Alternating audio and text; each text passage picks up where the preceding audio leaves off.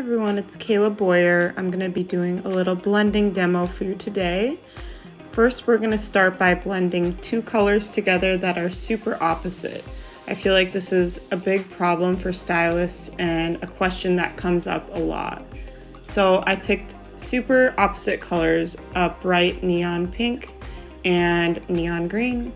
And then I also blended in some clear in the middle, which helps a lot with the blending process. So first I take my section and I flip it over and paint about 1 inch on the back side of the section. And then I also flip it back over and do the same thing on the top. I feel like this just helps get even saturation.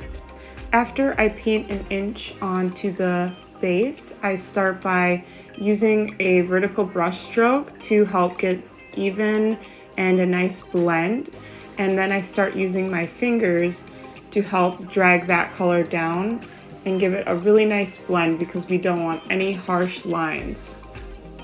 I also think it's super important to move the hair around each way with your brush just to make sure that you don't miss any spots and have any hollow areas.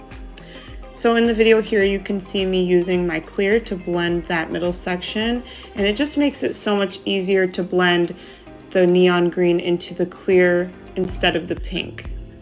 And this is what your section should look like when it's completed. No bleeding, a perfect blend. Now we're gonna blend 4 colors together, and I chose the rainbow, of course. So I'm starting here with the same technique. I brush on about 1 inch at the base and then start blending about 1/2 inch down further to give a good transition for the next color in line.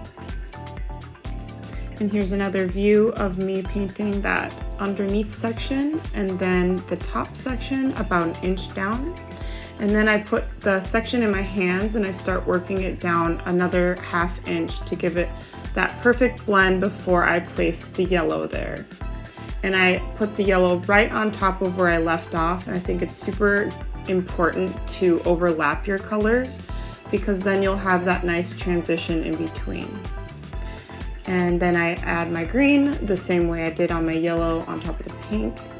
And then I really make sure to wipe my hands of all the green because the neon green is very pigmented. And then I go on top of the green slightly with my blue shade. A really important thing about blending rainbows is making sure that you are moving the hair around and getting every single hair. You really want the rainbow to connect. So you can see that I'm really moving my section back and forth with my brush and also really using my fingers to blend those colors together.